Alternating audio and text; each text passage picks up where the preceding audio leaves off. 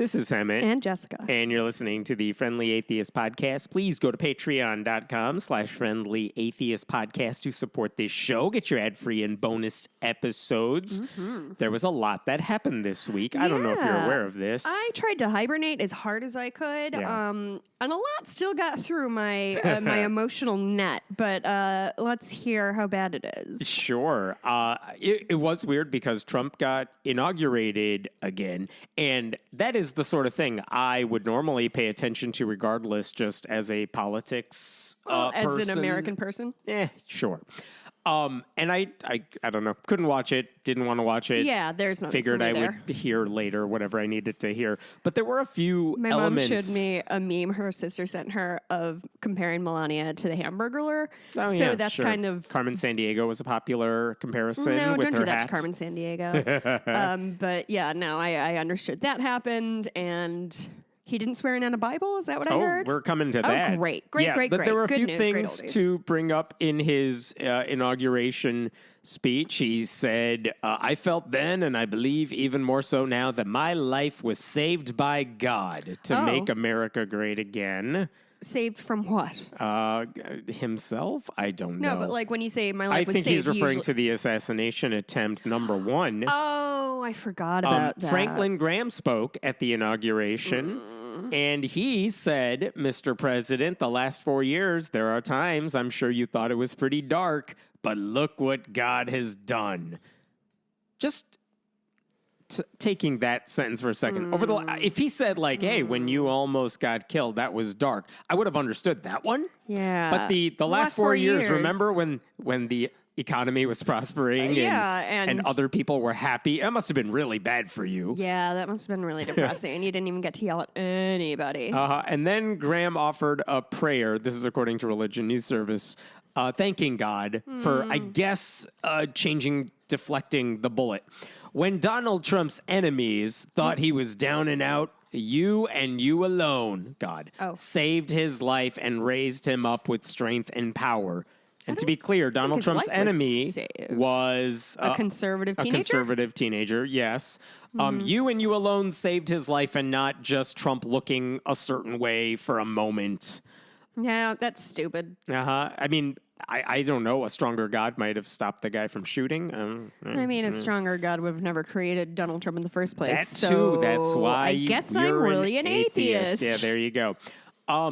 Interestingly enough, there were a few different pastors. I mean, this is not weird to have several pastors saying something at the inaugural service. How many non-white people spoke at the service? There were a couple. You got to get your tokens in there. Sure. But after Trump spoke, there was a benediction offered by 3 different religious leaders. One was a rabbi who's the president of Yeshiva University, which is an Orthodox Jewish university. They are super MAGA people. Oh yeah, the ultra-Orthodox community loves MAGA. Great news. Yes, there was also a black pastor named Lorenzo Sewell of 180 Church in Detroit, who was one of the handful of black conservatives who was pushing for MAGA in Detroit, and another priest His parents must a be Catholic proud. priest in Brooklyn. I'm going to get back to the Pastor Lorenzo Sewell in a second. Interestingly enough, when they told the press, these are the people who are speaking, there was actually an imam, a Muslim imam from Dearborn, Michigan, who was part of the Democratic Muslim contingent, because there was a small but vocal group of Muslims who said, we support Trump because, I don't know, we want to see them end war, because these are not the best, smartest people who don't understand that Trump doesn't give a shit about any of you people. He's already threatening to invade 2 different countries. Yeah. But when the actual inauguration happened, that dude was nowhere to be found and not allowed on stage at all. And Religion News Services, Jack Jenkins. Which one was this guy? This is the Brooklyn? imam. This is from Dearborn. He could not figure out why this guy was listed in the pamphlet, but not appearing on stage. What happened? We don't know. Oh, we don't know? Nope.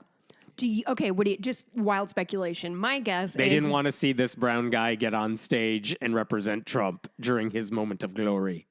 That's my speculation. Oh, my guess would have been they like put this guy down because he was a shoo-in, and when push came to shove, he's like, no, I'm not going to stand. Me, a brown person, stand up in front of a bunch of white nationalists? No, thank you, please. No idea. He was originally announced, RNS says, as one of the faith leaders who would be part of the benediction, but was not introduced during the proceedings. The reason for his absence was not immediately clear, and Al-Husseini could not be reached for comment. I'm sure that's all above board. I have no notes.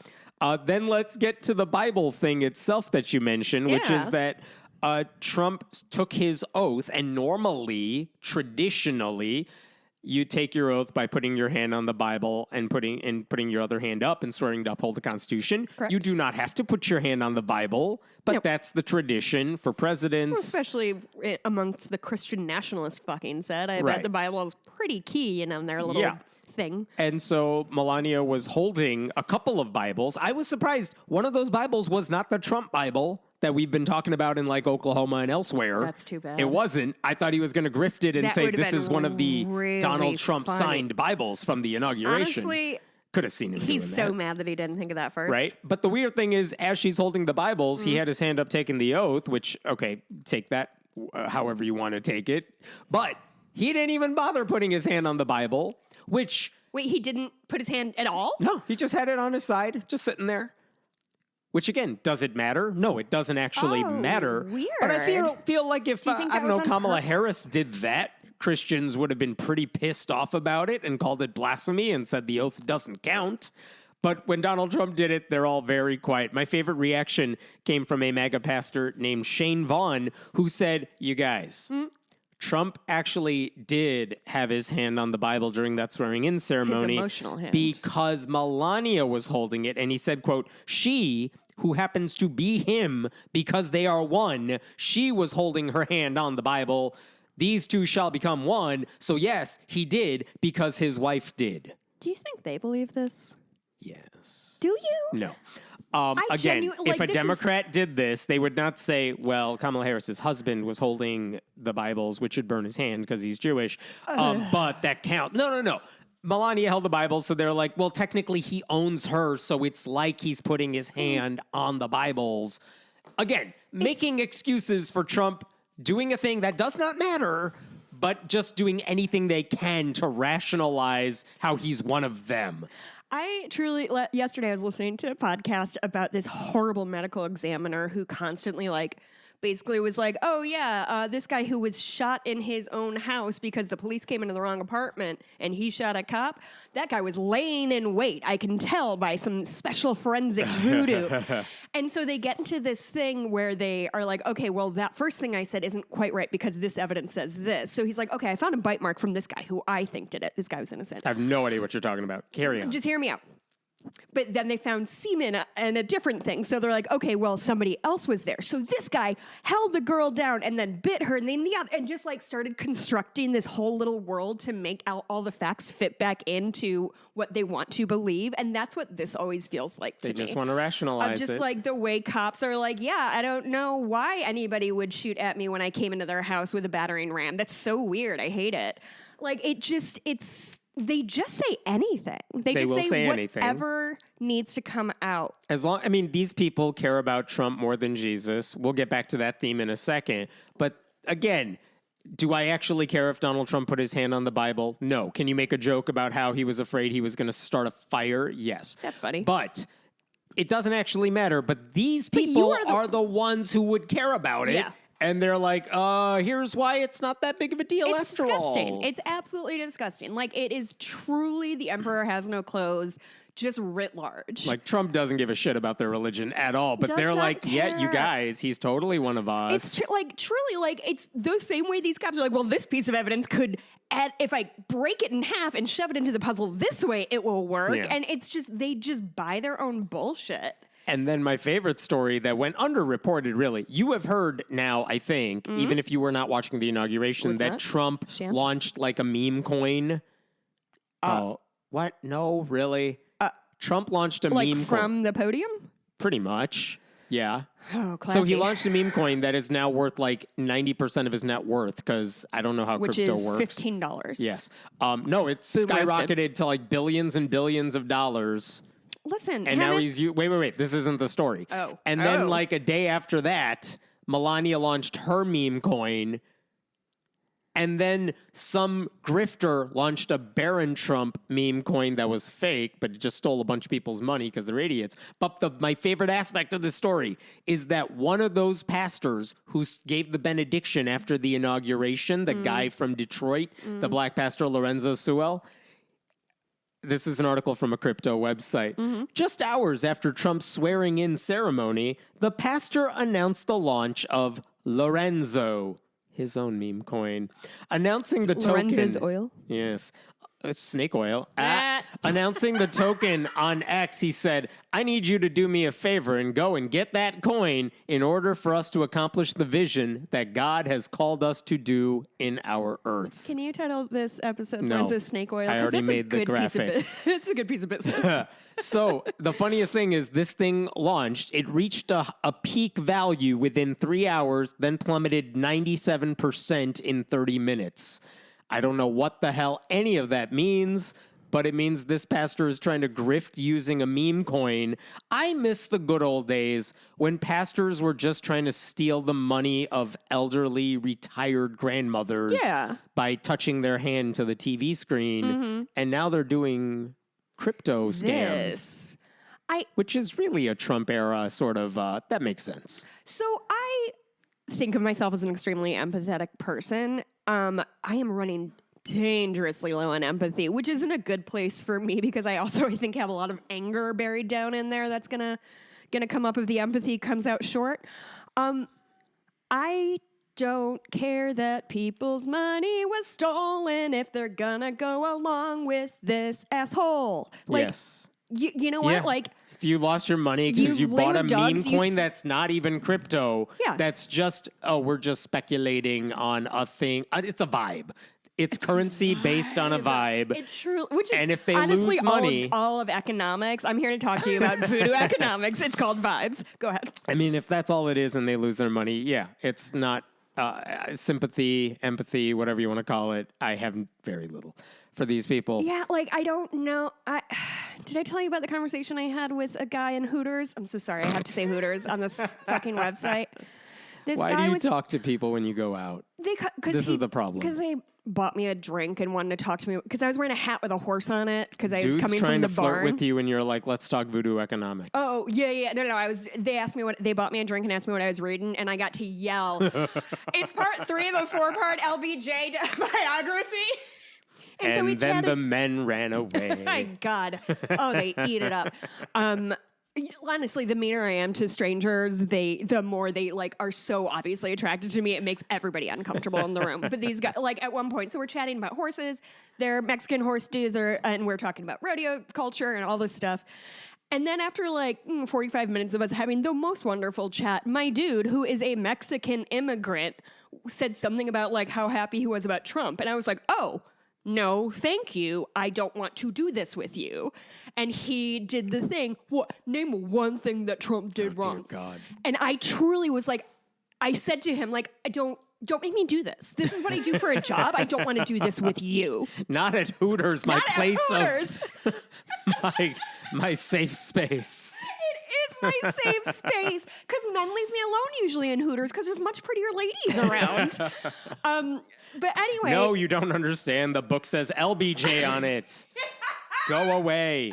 But he genuinely was like a pro-Trump guy. And I just looked at him dead in the eyes and I said, Trump does not give a shit about you. He would as soon deport you on the spot as talk to you. He doesn't care about you and you're a fucking idiot for voting for him. And his friend made him leave. Thanks for the drink.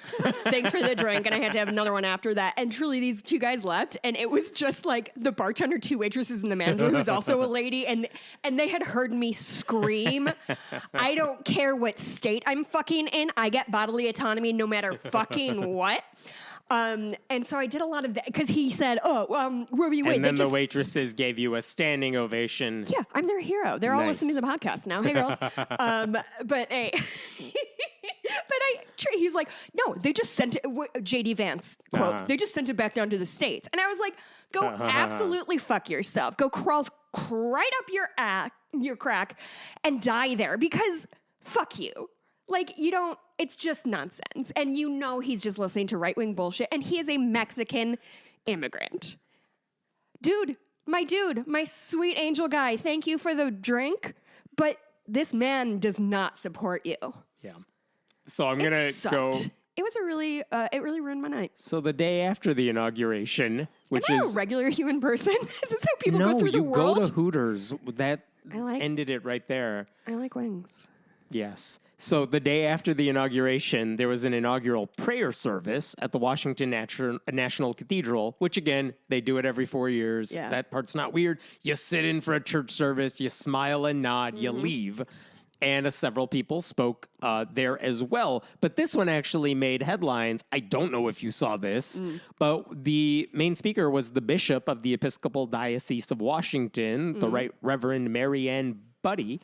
And she gave a speech that was about 15 minutes long, but the last couple minutes are the ones that got attention. I'm going to play you a clip from what she said, because, you know, it was an otherwise generic, fine sermon and whatnot. But I want to keep in mind, everyone, Trump, his wife, JD Vance, his wife, the kids, they're all sitting there listening to this, and like, you know, they're on camera. They know they're on camera. They can't not listen to this, and they can't pretend they're not listening to this, right? Because it's a photo op. That's why they're this there. isn't going where I thought it was going. Okay, let me share with you what she said. Here we go at the end. Let me make one final plea, Mr. President.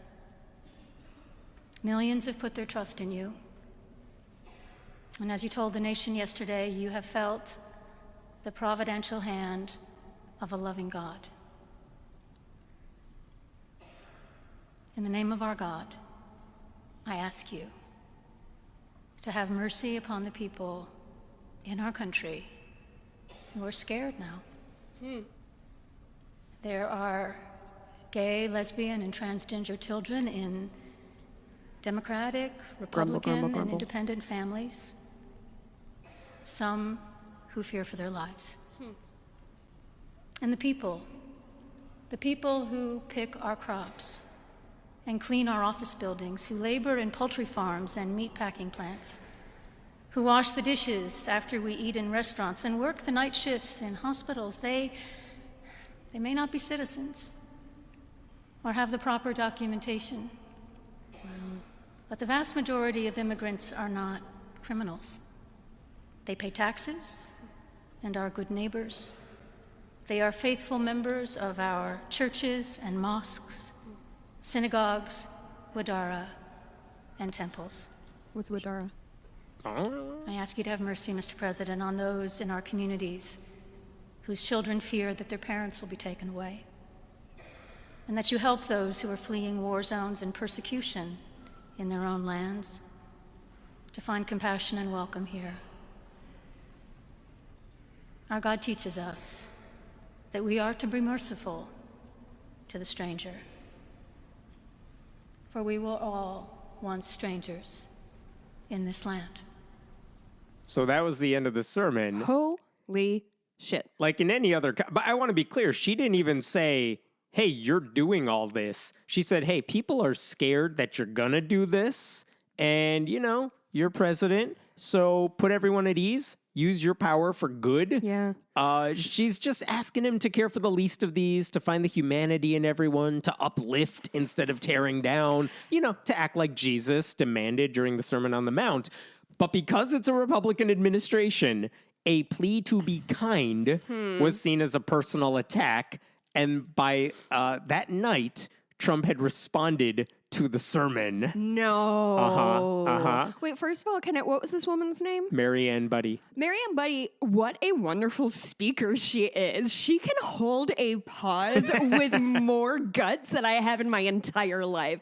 Standing in front of a bunch of people in silence is brave. Like, saying all that shit is extremely brave, but the way she, like, metered herself was extraordinary. I really enjoyed that. So here's Trump late at night last night, Am I Tuesday listening, night. or if- No, this is just me reading one of Good. his I don't want to hear his voice truths. if I can avoid it. The so-called bishop who spoke at the national prayer service on Tuesday morning was a radical left, hardline Trump hater.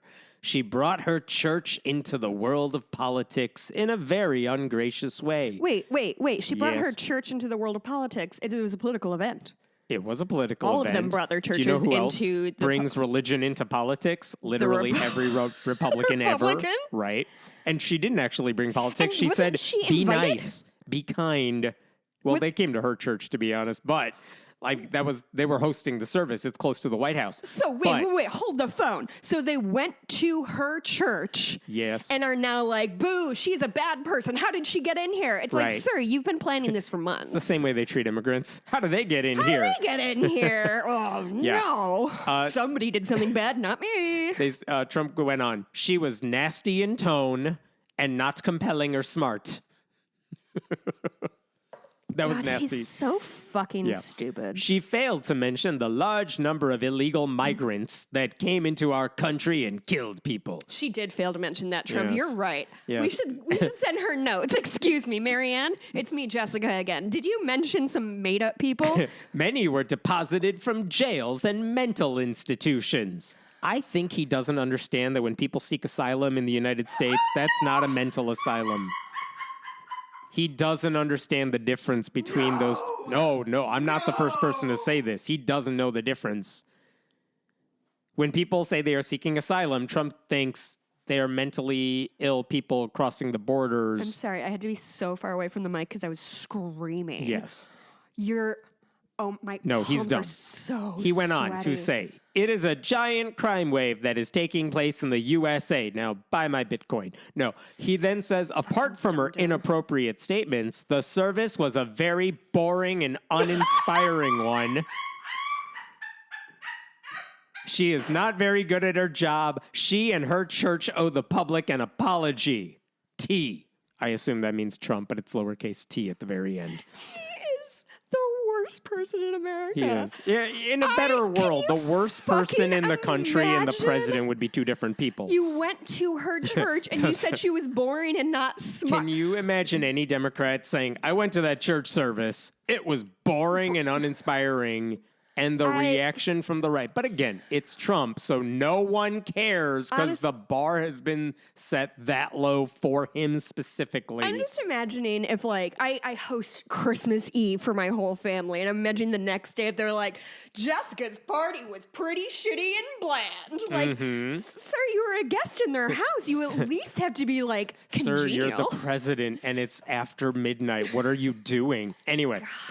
And now I can't hope for him to die because J.D. Vance would be even worse. Yeah. So she and her then the church. Speaker of the House. Golly, we're 3 stacked deep up in here. Oh, it's bad, yeah.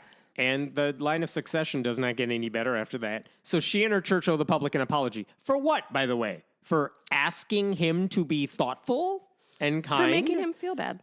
It hurt Yeah. his fifis. All she asked is for Trump and Vance to consider the impact their like dictatorial desires are going to have on families across the country. It was a plea to be kind, and Trump, telling on himself, as always, is like, how dare you attack me? You said be kind? What? This is the thing about, like, when somebody is like, oh, I think people who are homophobic should X, Y, Z, and someone's like, this is anti-Christian propaganda. It's like, I didn't say Christians, bud. I didn't mention your religion. Jimmy Kimmel joked about this last night. Trump only likes mass when it's followed by the word deportation.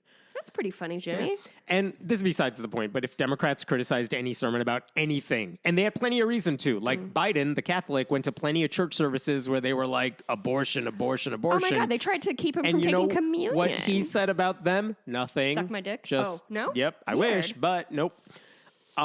Again, because it's an Episcopal bishop and not an evangelical preacher, Trump will get away with attacking her existence, denigrating her title as if she's a so-called bishop. No, she's the bishop, implying she's stupid and demanding an apology. Excuse me. He did not imply she was stupid. He said she She's is not not smart. smart. Yep. That is. Well, fair. That's not implying. That is saying. Oh, okay. There you go. If you look at the split screen between her speaking and the dudes Oh, what are their sitting, faces? just no response. Sitting dead quietly, behind the eyes? dead behind the eyes. They didn't smile or all nod, on Valium. You much have less to. applaud. They just sat there stone-faced, knowing that when she says, "Hey, everyone, don't be monsters," they're like, "Oh, she's talking about us." Now, none of this should have been a surprise, because if you know anything about this, Bishop... Why would they even go there? Because they have to, because Jesus. But, like, surely there's other churches that they could... Like, I This guess is I'm the just famous one that is next to the White House and presidents go to. Remember I when see. Trump, during 4 years ago, he and his team used tear gas to drive away peaceful protesters. That was in and front of then this church? he held up a thing. I don't think it was in front of this particular church. I could be wrong about that. But that was an Episcopal church. And this lady is kind of the overseer of all their churches. But after that happened, that photo op with Trump holding a Bible in front of the church, she published an op-ed in the New York Times. Here's what she said 4 years ago. Had the president opened the Bible he was holding, he could have read passages calling on us to love God and our neighbor, to seek God in the face of strangers, and even to love our enemies. ... Scripture is clear. Justice, which is the societal expression of love, matters most to God. Justice is also what is most important to those who are exercising their right to peaceful protest. Went on for a while. And like, look, you could put away the God language for a second, but okay, she was pissed off at him 4 years ago. Yeah. It's the same woman now, but again, they just expected she would acquiesce to them? Yeah. So do you think, like, in the planning of this, was there a huge conversation about, like, we can't have this woman who, like, slammed him 4 years ago? If there's one thing we've learned so far with the Trump administration is they don't vet anybody for anything. Actually a really good point. Okay, guys. Nominations for anything? Who cares? Security Okay. clearance? Don't need it. Okay, what is a low-level federal job that I can sneak myself into and do some, like, At this real point, Nellie Bly sky's the style limit. reporting? That they don't let me Anything out you because I'm like, want. I'm a Democrat. They're like, no, you've never been a Democrat. If you don't know who Nellie Bly is, that was a confusing little bit that I did. There Sorry. you go. In response to this sermon, because here's the thing, when Trump trashes her, now all the other Republicans have to follow suit. So that's a good look. Representative Mike Collins, he tweeted, he's a Republican. What? Yeah, he tweeted, the person giving this sermon should be added to the deportation list. She's an American. Huh. That's I don't know where she's gonna be deported to. troubling thing to say. Deported, eh? Deported. Is that what we're getting Greenland for? Yes. Send them to exile. Yeah. AOC responded to that by clapping back. What about the guy who did a Nazi salute behind the presidential seal? Can you fucking believe it? Right. Robert Jeffress, the MAGA pastor, he was also outraged on Trump's behalf. You would think a course. pastor would be like, hey, show some respect. That's No, a what fellow are you talking pastor. about? But this is Robert not for Jeffress. a woman, not for a liberal woman. Here's Jesus. Here's what Jeffress said. She was speaking. They hate that. Attended national prayer service today at the Washington National Cathedral, during which Bishop Mariann Budde insulted rather than encouraged our great president. There was palpable disgust in the audience with her words. Her words where she quoted Jesus. Palpable. So dramatic. Christian boys. nationalist Sean Foyt apparently said in a video, they should let Christians preach next time. There was that. And I'm not surprised they're unfamiliar with anything she said, because that would require opening the New Testament. What the Not their thing. fuck is... Oh my God, this is so bad. So obviously, look, there are some people who will say, I mean, she is not the queen of the resistance because Trump isn't going to listen to this.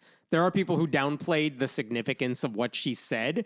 And my argument fuck? in response to what that. end? Yeah, I don't know. Fuck you guys. No. I'm It's so sorry. stupid. Like, it's so fucking dumb that, like, the left, no matter what, is gonna fall into infighting. Like, are you fucking kidding me? Like, you are not a quote unquote real journalist if all you do is bitch and moan. You're allowed to say, hey, a good thing happened. That's still journalism, Right. assholes. And it's important that more important now than ever to call out these moral monsters to their Like- faces. And like, they need to know that their actions, because they live in a bubble. They live in this conservative media bubble where they're heroes to everybody. Yeah. And when they step out in the real world, like when Trump goes to the UN and gets booed by all the other countries, or they appear in front of an audience that's not tailored to their liking, when they realize, oh, our actions don't actually appeal to the majority of Americans, I'm not saying it's going to change what they do, but you can make them feel shitty for a second, and that'll make you feel better. Yeah. And that's a nice thing. It is ironic that the same people who whine about we got to protect free speech, they're absolute babies when confronted by speech they don't like. Babies. Right? And Such to her fucking credit, she babies. had the chance to speak to these people directly in a venue where she couldn't be interrupted, and she made the most of it. That's all we can ask of her. It's not like the mainstream media is holding the Trump administration's feet to the Yeah. fire, so kudos to her and her courage. And if Trump actually attended this church more than for the photo Once op, every 4 years. he would hear these words all the time and realize she didn't just say this because he was in the audience. They say this sort of thing all the time. Yeah. I hope she's the first of many who don't hold back. Yeah. Like others could learn a lesson from her. And I feel like we do enough Christian bashing for good reason Yeah. on this podcast that when they do something honestly praiseworthy, credit where it's due. Are there? I'm gonna have to look. I need to find the people who are on the left criticizing her for like not doing enough Or just whatever. downplaying. Maybe or downplaying it. Like I don't want to truly? pretend like I'm creating a straw man No, here. no. But But, people like, who are just acting Oh, like this whatever. wasn't a Oh, big go deal. Absolutely jump up your own ass. Like that is such a cowardly thing to do. It's true. Like that's very leftist of them to be like, oh, she just said a few words. She should have smoke bombed the building. Like you can't. Everything can't be at 100. Sometimes you just have to hit entry level. But like. Oh my God. It's just the people who can't vote for like a slightly conservative Democrat because they're like, well, they don't believe in universal health care. It's like, well, the Republican doesn't believe that I have a right to control my own body. So maybe we can just like figure out which is the lesser of the two evils and actually use our fucking brains instead of being so self-righteous that we end up in this position with a literal tyrant. Honestly, left bro, I'm just fucking sick of it. I'm really fucking sick and tired of it. I really am. Give credit where it's due. It is good. We need more of it. And she has access to them I got because an she's adrenaline rush on that representing one. a church. Great. Not that any prominent like atheist church state separation group said anything else, but like, you know what? All of you should go praise her as well. And you can overlook the God stuff. It's fine. I mean, that's what bravery looks like. Right. That is what when you have the moment, you know what I mean? Like you have your moment on the floor, and she did it. She fucking nailed it. Like, Good for I'm her. wondering why every Democrat who has access to a mic in Congress isn't spending every waking minute just saying, here are the cop killers that Yeah. Trump just set just free. pardoned Right. back into their communities. Like I truly. Like, use every moment you have to trash them. I've heard Chuck Schumer say things like, Americans want bipartisan. Oh, no. go fuck No, Chuck no, no, Schumer. no, no. Come on, dog. Like we just. There has to No be. one wants you to there's work with Republicans who are out to murder you. Like it's fine. just not. It's so. Like two-faced. We need an opposition party. We don't have that right Well, it's now. so two-faced to be like, oh, well, the people want bipartisan. Well, like, no, they clearly want fascism, but that doesn't mean that we're just going to like bend over and kiss Trump's ass over everything. Like, maybe you can try to stand up for democracy, Chuck, or is that just me looking out for that? Because, God, I can't wait till I go on vacation tomorrow. There you I'm go. so stressed out and sad. I have an update for you. Last week, we mentioned that about 16 organizations, atheist church state separation groups, issued a statement reaffirming their commitment to LGBTQ rights in the wake of the Dawkins, Jerry Coyne kerfuffle from weeks ago. And we talked about it. It was a good statement. We're not going to sit silently or ignore when the talking points, misinformation, and outright fabrications of anti-LGBTQ extremists are laundered and given a veneer of legitimacy or acceptability by those who hold themselves out as voices of reason or science. So good. It was a strong statement saying we're supportive even when groups like FFRF make a mistake. And FFRF signed on to that letter as well. And we mentioned that, guess which group did not sign on to that letter? American Atheists? No, Center for Inquiry. Oh, that's right. The Dawkins Foundation. The Dawkins Foundation merged with them years ago. But in response to that statement, instead of just not signing it, they put out their own statement. Hey. And it goes I right bet it off was the really rails. good. It goes I right bet off it the was super rails from the thoughtful. headline. Oh, you guys. Let's hear it. Response to secular groups that claim scientists are shills for Christian nationalism.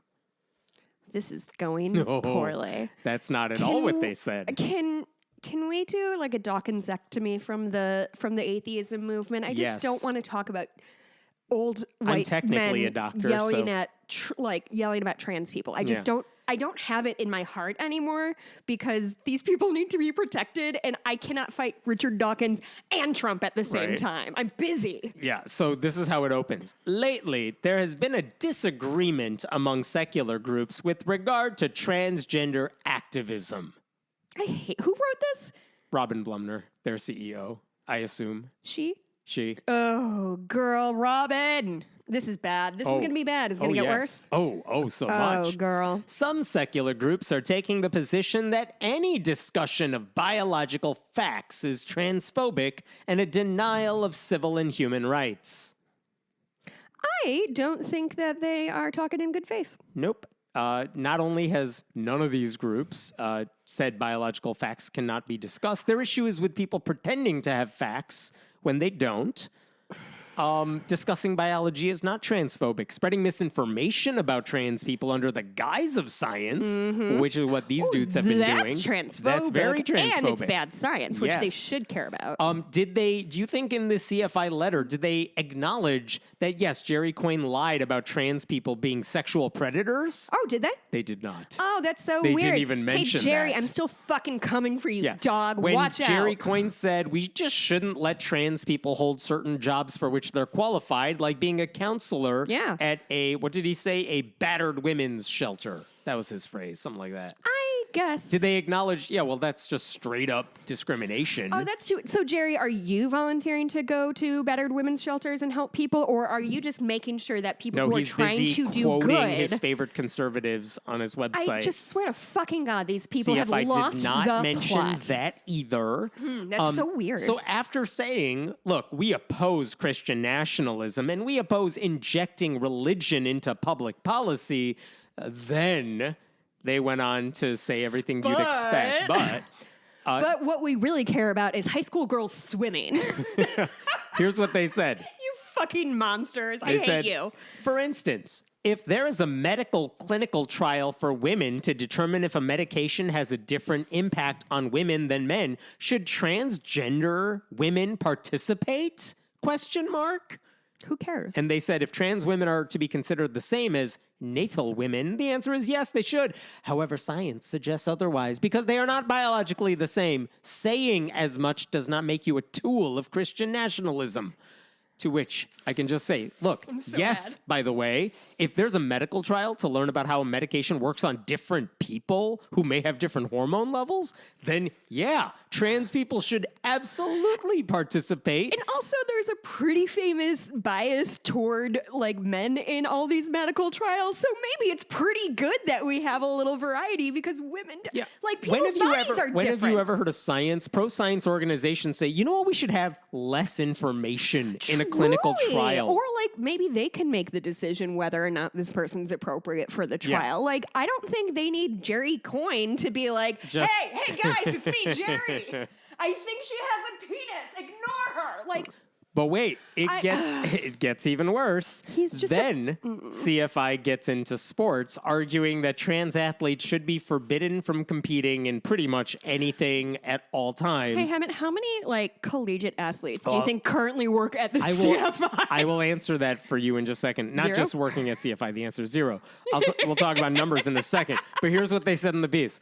There are other places where the biology of sex has a significant role to play. In sports, for instance, once male puberty has occurred, it is no longer fair physiologically for whoever has benefited from it to compete in Can we almost any skip through category this? of We've women's heard this. sports. I don't At wanna listen to least this that is again. what the science and evidence demonstrates. Except for it doesn't, dog. It doesn't. Yes. I mean, if you wanted to say fairness is all that matters, then if you're too tall for basketball, that's unfair. Michael Phelps' long arms are unusually long. He has Victor big old Wembanyama feet. shouldn't be allowed to play basketball. If trans women had an unfair advantage in sports, then college and professional leagues would be dominated by them. Mm-hmm. They are not. In fact, there are, as best I could find, over 500,000 collegiate athletes in the NCAA. How many of them are openly trans? Oh, a dozen? 10. Oh, I was pretty close. And in Utah, Republicans passed a bill banning trans athletes. And how many people How did that many affect? did that affect? 0. 1. One. Oh, well, I'm Which- sure.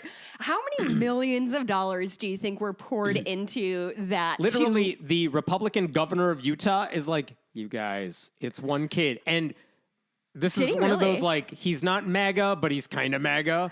But he's like, I'm vetoing this bill. And then the Republicans, because he knew there were enough votes, Republicans in Utah are like, don't care. We're going to pass this anyway because fuck that kid. And then all those professional leagues, by the way, have very strict rules about eligibility that are not as simple as show me your karyotype. Like, anyway, CFI ignores also the fact that, at least on the high school level, like, the focus should be on playing, not winning, and that putting a trans athlete on a team almost never gives a team a competitive advantage. I've said this before, and all these people never give a shit about women's sports ever. Of course they don't give a shit. Oh, well, they're now making money, betting on Caitlin Clark. But I guess I don't understand. Okay, so I have a very strong opinion about sports in general. As a jock, not to brag, played softball, all kinds of cool stuff. I think that the idea of winning is the most important thing is antithetical to what sports is about. I've used this example a lot. I've been I've been a horseback rider for a long time, and I was pretty good as a kid, and I never showed. And I'm so happy I didn't, because that is money, that's stress, that's your entire weekend gone, and it stops being fun, especially when your parents are pouring money into it and expect you to, like, show something for it. Sure. I think that there needs to be a much greater emphasis on, like, fucking rec softball. Like, just go play a sport. Like, come take a horseback riding lesson with me, and we'll just, like, walk and trot around. Like, we don't have to be training for the Olympics. We can just get out and enjoy activities and each other and competitiveness and, like, have a good time. My favorite genre of this is conservatives who are like, here's a conservative athlete who took 5th place at her swim meet, and had this trans athlete not been there, she would have taken 4th. And all she needed was 4th place for her mother's love. Then CFI gets around to discussing medical interventions. Wait for it. In light of the latest research and actions by several... Can I stop you for 1 second? Oh, I haven't even gotten to the good part. Is it really important that we listen to them, yes, spew because out this bullshit? I think because we've heard it a lot. People need to know what groups that are acting in our names as scientists, skeptics, whatever. This is what the group is saying. And if it bothers you, good. Let that be a lesson. Okay. Stop supporting them. I know hate it that sucks. we have to re-air this week after week. I'm sorry, guys. But people should know what they're supporting when they go to a CFI conference, when they support CFI, or anything like it. This is what you're supporting. This is what the organization supports, everyone at the organization. And by the way, if you work for them too, this is what you're supporting when you work for them. Sorry, I know you need a job, but still. Right. In light of the latest research and actions by several European countries that have stepped back from such medical interventions, the way, quote, gender-affirming care is practiced in the United States is no longer universally accepted as the most beneficial approach. My favorite part here, there are increasing numbers of detransitioners, whether transgender activists want to believe it or not. I just read a thing about... regrets of surgical procedures, and like knee surgery, there's like 14% regrets, including my poor mother who got knee surgery and doesn't have feeling in her foot right now. It's terrible. The rate of regret is actually lower for people who get knee replacements than people... it's higher. It's higher for people who get knee replacements than people who transition. By several orders of it's not even close. Something like 1% of people regret CFI it. also doesn't mention that actually recent and better informed research has concluded that trans people actually need more care that is individualized. They don't mention. I'm sorry, they just figured that out. I really thought that was something we could have figured out really by our lonesome. Like an agenda-driven person put out something called the Cass Review, and they have been using all the anti-trans people. Her name is Cass or whatever. Oh. They have been using that as proof. Look, trans people don't need anything. And it's like, well, we could debunk how she did this. The methodology was wrong. All of this was bad. Number of experts have explained in depth everything wrong with that review, and other professional organizations in other countries have done their own assessments and said, no, actually, gender-affirming care is useful and positive and good. And guess which one all of these people cite? It's that Cass Review. They don't mention the harm that is done by refusing to help trans kids. They don't mention the harm caused by Republican-sponsored bathroom bills, or how the outrage against these procedures is completely disproportionate with how many people are actually affected by them, right? They don't mention that people who do regret their decision, if you ask them, why do you regret transitioning, it's usually because of social or economic factors and the way people treat me, and not because of anything internal that has to do with their identity. All right? So, like, and I also hate the fact that they treat everyone who is a trans person or a trans ally as activists.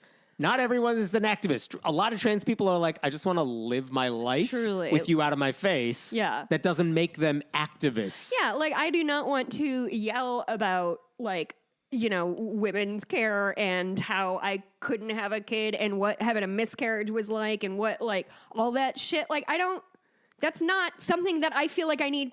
I only talk about it because they made it political. Like, if you politicize a person's existence, then yeah, dog, we're all going to be activists because you're attacking somebody. We're not activists. We're protectivists. And at the very, that section, sure. And the section about gender affirming care ends with this plea. Why won't anyone think about the cis women? They do not. Here's what they actually say.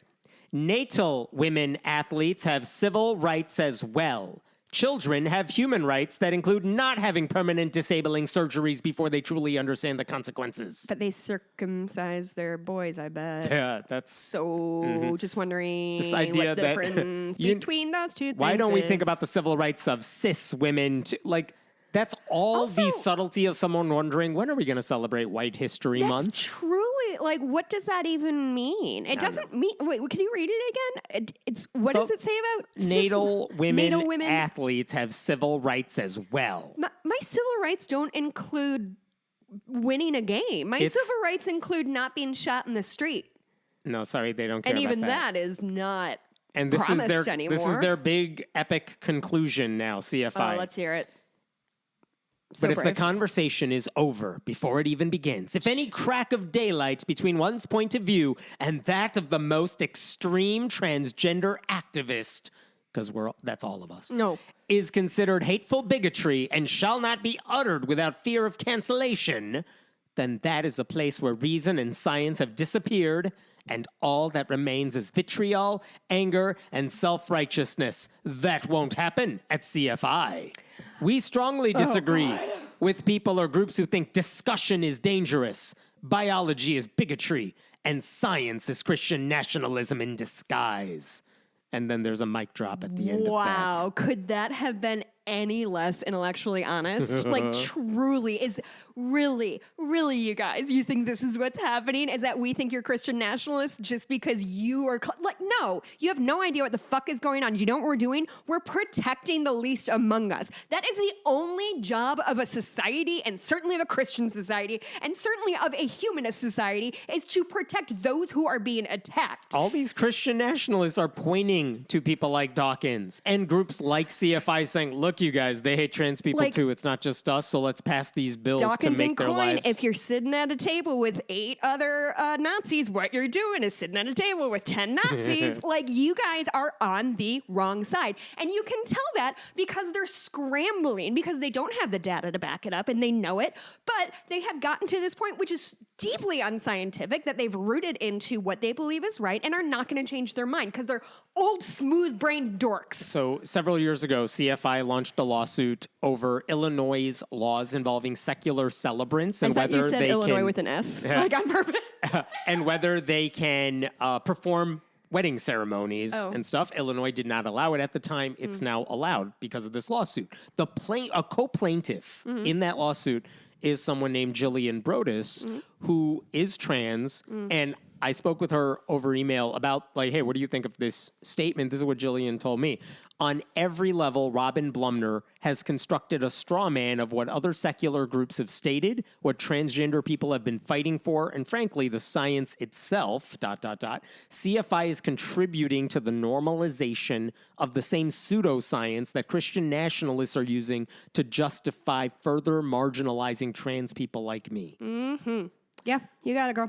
So again, why are we going over this in depth? Because there are a lot of people listening here who probably do support or are members of CFI. Yeah. And if you are one of those people, you should make your views known to their leadership. Give your dues instead to groups that are doing the work without trying to appease bad faith bigots. Patreon.com/friendlyatheist podcast. Who not only get the science wrong, but they don't seem to care how Christian nationalists are using their talking points to hurt LGBTQ people. And I'm also pissed off because they released that statement on a Friday afternoon before a holiday weekend, and I had to stop what I was doing to... How dare you? What? How To do dare what? you? To Enjoy do your work, leisure damn time? it. That's right. Oh God, it's such a bummer. It really is a stone cold bummer to see people who were so influential in such a generally positive way just get led down the garden path by their own biases and their own prejudices. Even if you're not a member of this group, they host a very popular conference in Vegas, like in the fall every year. People are going to that without realizing they're promoting this group and their speakers. And This sucks. so someone emailed us and said, can you do happier stories? It's been a shitty week. So I do have a happy story somewhere in here for you. Oh, just the one Just buried the in the one. middle of the show. That's That's right. so sweet. Somebody asked for happy I stories. waited until minute 50. That's But darling. this is an update to something we talked about maybe a month or two ago. Do you remember the Tulsa City Council? They had invocation prayers, and a couple months ago, back in November, they invited a pagan to give that opening prayer. Her name was Amy Hardy McAdams. She is the co-owner and creator of the Strawberry Moon Herbal Apothecary and Ritual Center. I remember that because I wrote it down with the genuine intention of looking it up. Yes. And did I? And she gave an opening prayer, and she used the opportunity to reference Medusa, the Gorgon goddess, and the that Awen. world. Yeah. And Oh, you know what? Well, sorry, Yeah. just I want to jump in. I talked a little bit about the myth of Medusa and why she's a symbol for sexual assault survivors and women in general. I realized I got a part wrong. Somebody corrected me on Facebook. The story is that Zeus raped Medusa, and Hera was jealous, so she turned Medusa into the Gorgon. So it's not just about, women and leave me alone. It's also about, like, women punishing other women for men's bad deeds, and you got raped and then got blamed for it. It's all of that shit. So that I just wanted to make sure I was clear about that because I am a dork. so she gave that invocation. She was invited to give that invocation by Krista Patrick, who was a city council member. This was Patrick's last meeting. And she's like, well, I'm a pagan and I rarely hear invocations representing me, so I'm going to invite my friend to deliver it. Burn the shit down on the way out. But interesting, we didn't talk about this. A couple weeks after that invocation, Jay Hovarter, who is president of the Atheist community of Tulsa, also gave an invocation. He was on the list as well. That invocation ended with this line: I invite everyone to unclasp their hands in prayer and put those hands to work building a better future for all. Wow. Very nice. Oh, that's a good turn of phrase. Here's the thing. Krista Patrick is no longer on the city council. So my assumption was, oh man, they're going to have a lot of Christian invocations in 2025. Just to show them what's what. Right. And turns out I was wrong, because now, according to the Tulsa World newspaper, last week, the council voted to replace their invocations entirely with a silent prayer or personal reflection. They said, you know what, let's they just did the right end. Yeah, thing. let's end these invocations and just do a moment of silence.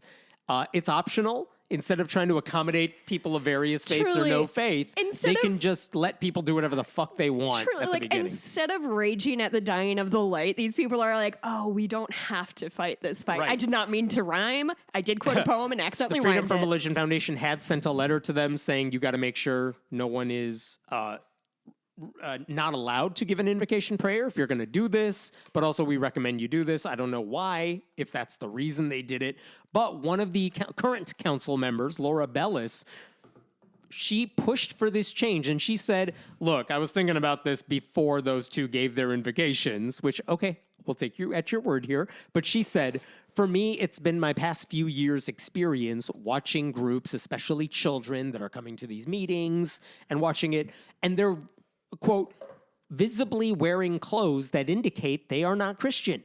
And it's just pained me to watch them sit through something and think, oh, this government may not include me. And then I, of course, personally have found it to be alienating on a pretty regular basis as someone who is Jewish. So she's the one who pushed for this change. So wait, somebody just got it? Yes. They just looked around and saw all the different pieces and put it together and like, oh, we should stop. They can do that? They can just make a good decision without being sued into it? Right. Oh my God, she just saved Tulsa like $250,000. She also said, you guys, I'm not doing this because of the pagan woman who spoke. She said, but that incident elicited enough reaction from the public to make her think, now's the time to propose this moment of silence. She said, that gave me more of an impetus of going, okay, ...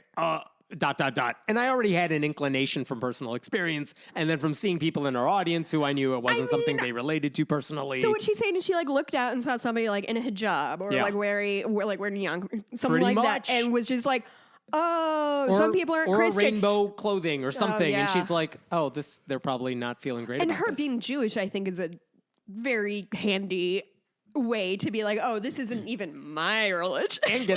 And by the way, this is why it's so important if you have invocations in your local city, county, council meetings.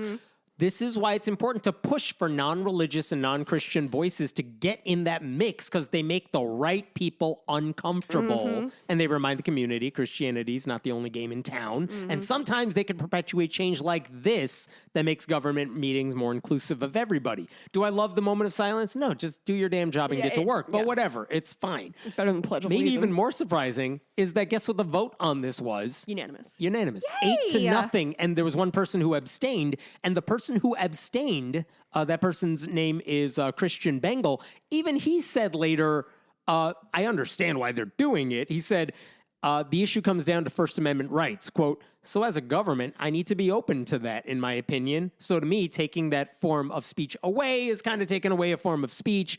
But he abstained rather than vote no because he, quote, he was wrong. Got the logic that was behind what they were proposing, but at the same time, I didn't agree. So he's like, I'm kind of there with you. I get what you're saying. So I'm just not going to vote. You know what? I'll take it. Listen, the fact that his first name is Christian really set him up for failure. So I think we should cut him a little slack. You know? I asked Jay Hovarter, the atheist who gave that invocation, what do you think about this change? Here's what Jay told me. We applaud the decision to abandon the practice by the Tulsa City Council. We hope that other public governing bodies will follow suit. Pretty straightforward. Very nice. I did reach out to the pagan woman and the former council member too. They didn't respond to me, but they did get plenty of credit for helping create the conditions to make this change possible. Do you think when people say we're anti-Christian, that dude is like, they hate me personally? Yeah, that's how Trump took it. My friend Christian is a really nice guy. Yeah. Here's an important story just to keep your eye on. This is in your favorite state. There you go.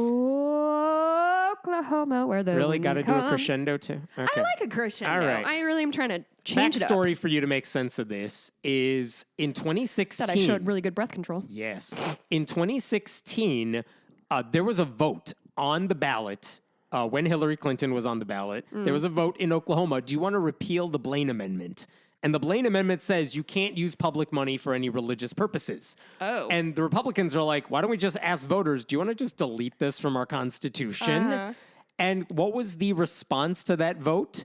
57% of people in Oklahoma said, don't you dare. Really? Keep that in. So they kept the Blaine Amendment. Constitution didn't change. Do you they have voted any against info it. on how it was campaigned around? No, I'm always don't remember curious right with off, like not those, off the top of my head. You know what I mean? Like those binary things, Yeah. like people kind of manipulate. Anyway.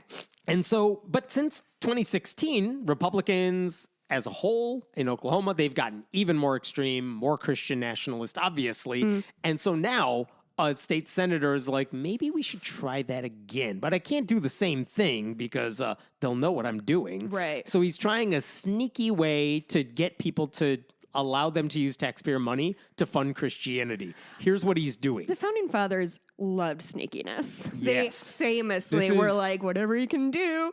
I'm gonna show you this dude's picture. His name is State Senator yes. Dana Prieto. Here's his picture. He's a new guy. He's the most Oklahoma dude you could find in Oklahoma. Would you like to describe him? He's like the Oklahoma version of LBJ. Like just big old features. My favorite is when someone knows one reference and uses it in everything. Listen, all I have done for the last 8 months is read about LBJ. You're welcome. And you are the only person I can talk to That is about correct. it because my family has made it very clear they don't care. So here's what No, Dana. he's just like a real good, like brick-headed cowboy type. I'm wearing a cowboy He hat has in my not campaign worn, video. He has not worn sunscreen in a day in his life. So Because this that's guy- for pussies.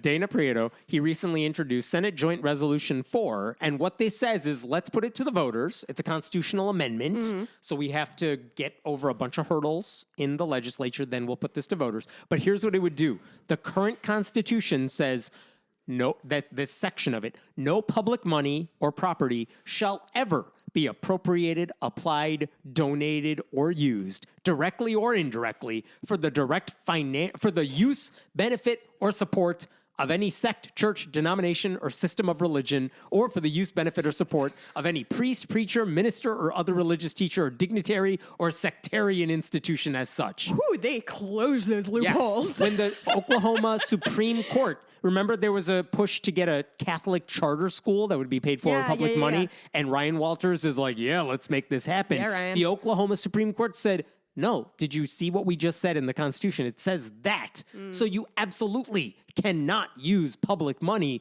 to support your Catholic charter school. Our Constitution says it's illegal. Look at it. Here's the section right there. So what does this do, Dana Prieto? What does he want to do to this section? He would say, no public money or With an asterisk property in it. shall ever be appropriated, applied, donated, or used. It said directly or indirectly. That's crossed out. And it says you can't use that stuff for the direct financial support of these institutions. That's the change. He crosses out directly or indirectly, and he says, I'm changing the law so that you can't directly support these organizations. What does that mean in practice? That means you can't use taxpayer dollars to, like, pay for a church. Of course you can't do that. Yeah, that's crazy. We're not asking for that. We're But being if you- reasonable. But if you want to, Like donate your car to a church, like if you that want to kind fund of thing. Bibles for public schools under the guise of teaching kids history, or maintain historic buildings that happen to be churches, or provide scholarships that could go to private religious schools, those are all indirect ways to support religion. And under this law, all of that would slide. So even that Catholic charter school, you could say, well, we're just using money to support education, Sure. not Catholicism. Yeah, that's crazy. And that would be indirect. So that's the sneaky way he's trying to do this. Christianity, to be clear, in Oklahoma, that would be the primary beneficiary if this were to pass, because he's just saying, look, you can't write a check that says Jesus on it, Yeah. but if you hand your money to a middleman, it's fine. And that's what this is all about. Democratic state, there's like 4 Democrats in Oklahoma. One of them is State Representative Mickey Dolenz. He blasted this proposal. Not Mickey Dolenz from the Monkees. Correct. He blasted this proposal on Blue Sky, and here's what he said. Religious extremists continue finding new ways to take from public coffers, weaken constitutional protections, and force taxpayers to subsidize their religion. And when I talked to him over the weekend about this, and he told me this amendment, if it passes, it could also allow districts to employ school chaplains. Not just invite them in the buildings, but just say, oh, we just want more people available for our students, so it's indirectly supporting Christianity. And you know they're not going to stop, even if they got this. Dolenz also told me Christian nationalists are playing the long game, but he felt confident, to my surprise, that even if this is able to make it past all the hurdles and get in front of voters, they are also going to reject this like they did in 2016. I don't quite share the same confidence, but there you go. I've lost confidence for the last 8 months. But this dude, Dana Prieto, he's part of the Oklahoma Freedom Caucus, which includes guys like Dusty Devers, who proposed the covenant marriage bill we talked about, and Jim Olson, who promoted a 10 Commandments in the Capitol and public schools bills. So that's what we're talking about here. Just something to keep an eye on as this makes its way through there. I did want to share one more story with you that is disturbing, but it does have a happy ending-ish. We haven't talked about this for a while, but I'm going to recap some of the story because it is important. Takes a little bit, but again, it's disturbing. I think you'll find the ending worthwhile. Okay. Robert Fenton is the name of a dude. He was 26. He was a youth pastor in New York. And he told a couple that attended the church, God wants me to be with your daughter. The daughter was how old? Do you remember this? Was she like She 12 was or 13? 14 at the 14. time. And the church said you can't get married because of your age difference. But New Yeah, York at the I time do actually remember that. allowed 14-year-olds to marry under certain conditions. Always a good always That's- a good sign if you ever meet a man who knows the law of this consent laws in Yeah. every age of consent laws in every state. If Watch it's like out. minimum wage. If I could go lower, I would. But the law won't let me, so I'll start at 14. Groceruski. Yeah. So the girl's parents said, okay, we'll approve of a courtship. And then we'll And wait. he's 27? He's So 26 at the time. So they said the two are not supposed to be alone. They can't do anything together, but they can write letters he until can she's of groom legal her. age. Right. And in fact, the girl later said she was betrothed to him. And the parents admitted this guy would push the boundaries, but they didn't realize the specifics of that. For example, at his request, they pulled her out of public school and began homeschooling her. And guess who was her tutor for all that? This dude. Groomers are Mm-hmm. the thing about groomers is that they're not just grooming the kid, they're grooming the entire family. Right. So this guy started visiting their home a few times a week. This is disturbing, FYI. But then the sexual assaults began. First with his fingers, then with her hands. And then she was officially engaged to him a couple of years later. But then, right before they were supposed to get married, he assaulted her again, made her perform oral sex on him. Not just illegal because she's underage, it actually violated their religious beliefs as well, abstinence before marriage. Oh, sure. And again, this, according to another youth pastor at the church, this is a conservative, puritanical church, and the church believes if a man lusts after a woman, it's her fault. It's her fault. So if the girl knew I thought something... guys were supposed to pluck their eyes out if they're looking in lust. No, that's what Jesus says. That doesn't count. Oh, gotcha. So Thank if you. a I get girl confused. knows something, she probably thought, I can't even tell anyone at the church because they'll just blame me for it. And in fact, the pastor of the church at the time, guy's name is Fred Hoover, he heard about this relationship and he supposedly had misgivings about it. Oh, wow. How But brave. according to this pastor's son, the families persuaded the pastor to support their plan for the youth pastor to be with their daughter by citing Mary and Joseph because, like, she was Jesus younger. fucking Christ. She was younger than him, and how could they both be against God's will, right? And it was that pastor then who then blessed the relationship after both families said, don't worry, they're not going to do anything until she's a legal adult.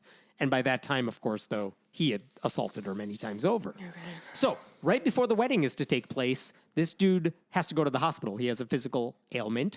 And suddenly he's like, I'm calling off the wedding. And he said, marrying you would ruin my ministry. And then this dude jets off to Australia and he's never heard from again. Weird. What? What? So that was 1998. This guy moves to Australia and then stays there. Oh, God. Oh, okay. I didn't realize. So this girl's our age. Now, Well, I mean, yes. when we were that Correct, age, we would have correct, been there. correct. Okay. So, Interesting. so he moves to Australia, So which he's means been gone for 25 years. yeah, and that means like Are there we extradition? can't get him, can we? So here's the thing: There's they not never. we don't have an extradition Well, hold agreement? on. Okay. So after all this is happening, the girl never says anything to anyone. Who's going to believe her? All that stuff. now who's going to believe her? Long- But they're going to believe her not think it's a problem. Yeah. So in 2019, 2 decades after all this happened, now she's older. She's more informed about all. She understands what happened to her as a child. And she informed law enforcement about all this. She gave them the names of church members and leaders who could corroborate her testimony. They did over the course of several months. And in April of 2022, the Attorney General of Pennsylvania, I can't remember if that's where, because she lived there or what the deal was, but the Attorney General of Pennsylvania, Josh Shapiro, who's now the governor of Pennsylvania, he announced that, okay, we're charging that dude with Good. sexual assault, but also he lives in Australia. But they charged him with sexual assault, indecent assault of a person under 16, involuntary deviant sexual intercourse with a person under 16, one feels aggravated judgy. indecent assault, corruption of minors, statutory sexual assault, all these charges. Yeah. Right? But they, at the time, he was the state governor. His office said at the time, well, we'll work with the U.S. Justice Department to try to get this dude extradited from Australia so he can be arrested and tried over here. Is he? But do- unless we can get this guy from Australia and everyone cooperates and like Australia law enforcement has to get the guy, ship him over here Find and all him. that, right? Australia is pretty big. Yeah, so unless they can get him and get all that cooperation, this dude found a way to escape legal consequences for his alleged assaults, right? And by I the way, wonder what happened in the hospital. He had pancreatitis or something. No, It no, was but like what happened that he decided to Yeah. call it off? maybe he thought Not they're going fucking, to. I don't care what happened to his body. I think he may have realized, like, oh, they're going to come after me for this. You think? I don't know. But Fred Hoover, the pastor. This feels like something in like a soap opera that somebody came in like to his hospital room overnight and like clamped down on his like morphine drip or the whatever. And ghost it's of like, Christian future or something. Fred Hoover, the pastor who blessed their relationship, he Real was still stand-up guy. working at the church at this time, 2022 well, he has or whatever. unimpeachable judgment. So Yeah. why should he leave? Sorry, it was 2018 or whatever. He was still working at the church as senior pastor until he died in 2021. He never explained why he ever thought a fellow staffer could just call dibs on a kid in the congregation. The church never explained why this dude was allowed to be president of their school of ministry. gross. See, he was educating future religious leaders.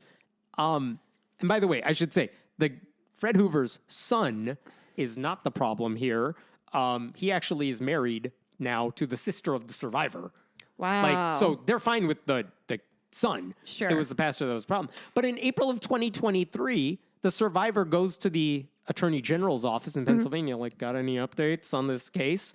And basically just keeps getting told there's nothing new to report. We have asked the FBI for assistance, but like, whatever, we're seeking extradition, but whatever. And then there was nothing for them to do. Yeah. And that's when we talked about this story the first time. Okay. Because the survivor in this case, her name is Sarah Carr, she wanted to go public with her story at this time. Good for her. And we went over this. I won't go over all the reasons she decided to do it, but very brave. Just like, all right, fine. You know what? If nothing's going to happen, then I'm going forward so this doesn't happen to anybody else. Yeah.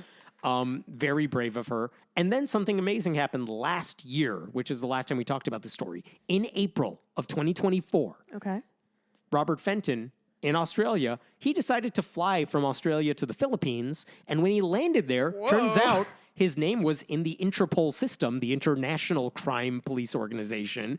His name was in Interpol. He lands in the Philippines, and their Bureau of Immigration's like, why is your name giving us red alerts everywhere? And he's like, Yeah.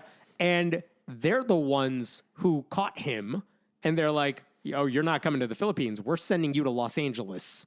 And they did. He was later transferred to Pennsylvania, and he has been in a jail cell ever since because he was denied bail. Since he escaped the country once, they're like, we're not giving you that opportunity again. yeah. And- Also, can we talk about, do any middle-aged men go to the Philippines for any good reasons. above board reasons? Because I- I feel like Southeast Asia is not the place you want to be traveling alone as an old white Right. guy because you're going to murder somebody. So I spoke with Sarah last April. I'm like, what do you think about this development? She was shocked that he was extradited, but Oh, she was great. hopeful that justice could be served. She's told me it was relief on an entirely different level, adding that a weight I didn't even realize I had been carrying had lifted. Sweet girl. And I hadn't talked to her since that time. She emailed me last week to say there's been an update. Did she? Oh my God, I'm going to cry because Yeah. she reached out to you. She reached out to me, and I think she appreciated that we spoke about this story. Oh. And it turns out last week, Robert Fenton, now 55, he has now accepted a plea deal. He won't plead guilty to everything he was charged with, but this is from a news article. Robert Fenton pleaded guilty to aggravated indecent assault of a person less than 16 years old and statutory sexual assault, both second-degree felonies. And basically the plea deal, is that the Pennsylvania Attorney General's office says, we'll drop some of those charges, but you're pleading guilty to these two. And those two that he pleaded guilty to could result in a prison sentence of anywhere between 6 to 12 years behind bars, followed by 8 years of probation. Wow. And he's going to be a registered sex offender for the rest of his life. Child molesters do not do good. And in prison. on Friday, Pennsylvania's current Attorney General, Michelle Henry, she announced this officially. This trusted mentor figure used religion to get close to and exploit this child for his own sexual gratification. Investigators went to great lengths, literally, to bring this defendant to justice for deviant crimes he committed decades ago. And Wow. while he was pleading guilty, who was in the courtroom watching this happen? Was Sarah It was there? Sarah. And here's what she told me. There were nearly 20 of us present at the hearing. Friends of mine, family, previous church members of that church, former youth group members and advocates. I don't know that the court has seen that many people in attendance for a plea hearing. I was asked twice if I knew this is only a plea hearing and not sentencing. They didn't want anyone to be disappointed. I said, yes, everyone here wants to hear him actually say he pleads guilty. From the response after, it was especially meaningful for those in attendance to hear it, even though it was uncomfortable to hear the case summary and description of the offense.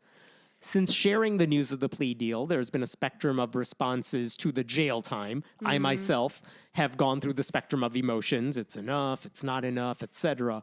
And while sentencing will occur later, if it stands as proposed, I agree with the prosecutor who shared that she favors longer probationary periods over jail time. So the 8-year probation was a big factor, as is the lifetime registration under Megan's law as a registered sex offender.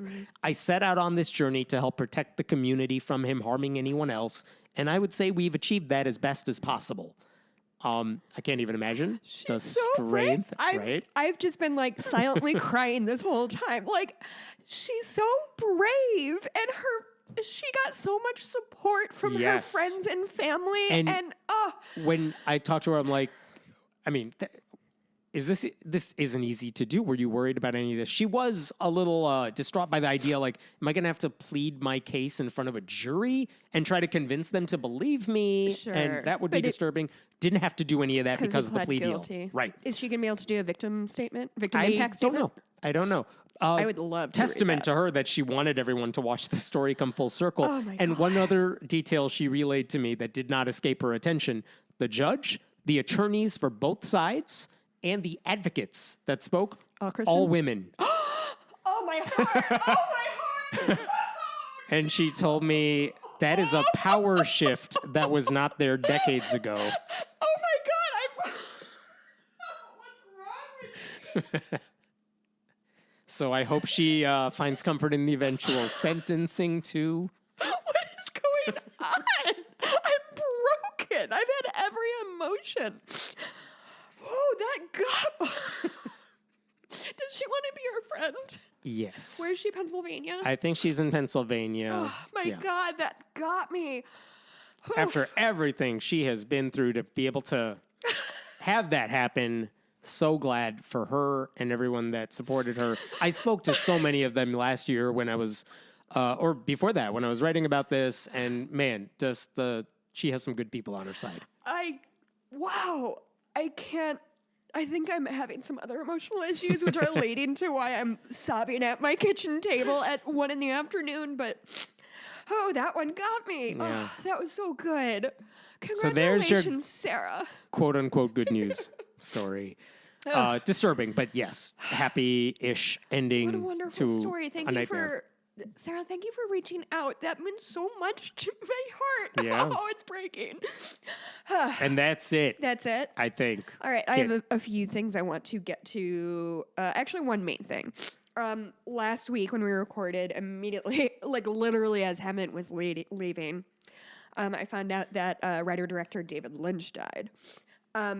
If you have been listening for a long time, you've probably heard me talk about him. He is an incredible auteur, film director, and he most famously made Twin Peaks, which is my husband's favorite show and movie and all the things.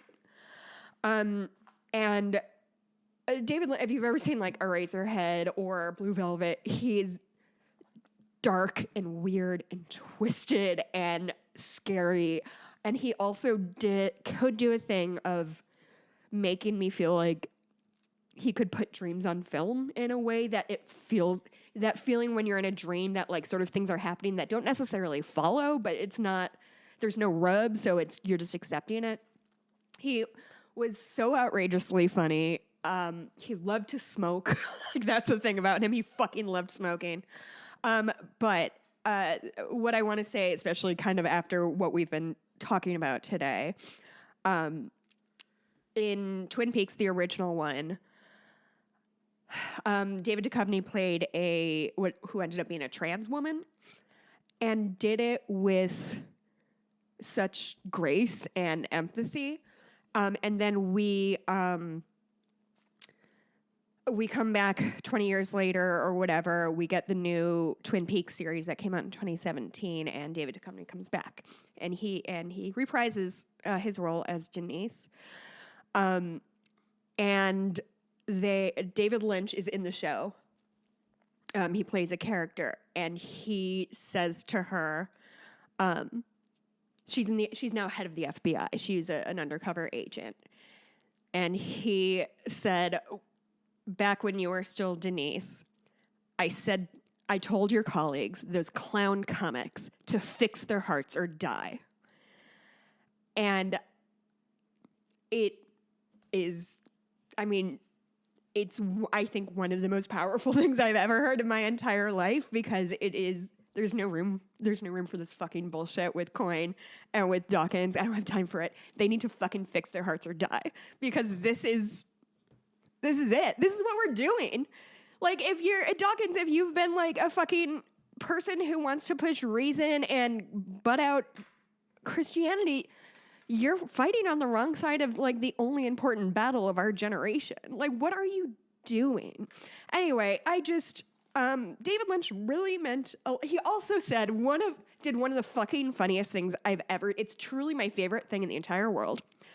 Do you remember the Ice Bucket Challenge? I told you this last week. Remember the Ice Bucket Challenge? Can you remind people what that was? To raise money for ALS, pour a bucket of cold water on yourself, and then tell other people to do the same. And then nominate somebody else to do it. And theoretically donate money. Right. So he did it. And he was playing a trumpet, like kind of tunelessly playing a trumpet. And his assistant pours the water on him. And he puts the trumpet down and goes, I nominate Vladimir Putin. And it's just funny. It's just, I just loved him. He was an extraordinary person, made art that meant a whole lot to a lot of people. And truly, if you've never seen Twin Peaks, it's not for everybody, but understand that every show you like that is weird and twisty and nonlinear borrowed a lot from Twin Peaks. Twin Peaks, like any like millennial Gen X filmmaker, almost all of them are like, yeah, Twin Peaks is it for me. If you have been listening for a long time, you might not have heard. My husband and I during COVID did a Twin Peaks podcast. It ended up being all of David Lynch's catalog. So if you're interested in diving in now that he's dead, I guess, I don't know. What was the name of the podcast? The podcast was called Cooper Duper. He was also in The Fableman. He played John Ford or something Ford at the end. He was great. We weren't surprised. He's been in poor health for a while, but he is somebody who really, really, really meant a lot to my husband and I. So I just wanted to say that. Fix your hearts or die. There you go. You could support this show by going to patreon.com/friendlyatheistpodcast. You can Stick around for the bonus where we'll talk about... Bonus. I went to Medieval Times again last week. Oh, my God. But, and it was awesome. I am going to leaving for Nashville tomorrow by way of Louisville, so I want to tell you a little bit about that trip because we have some weird plans. Also, I just found out truly the greatest news of all time. Taskmaster, my favorite show, new season's coming. Guess who's a contestant? Who? Jason Mantzoukas, who is from... How Did This Get Made? You know him from Brooklyn Nine-Nine. He played Adrian Pimento. You know him from Good Place. He played Derek. You know him from... I blacked out for the past minute. You know I have no him clue from what you're Parks talking and about. Rec. He plays the perfume guy. All right, you'll tell me in the bonus. He's the best, We'll but see he's going to you be fucking outstanding. later. Oh, bye.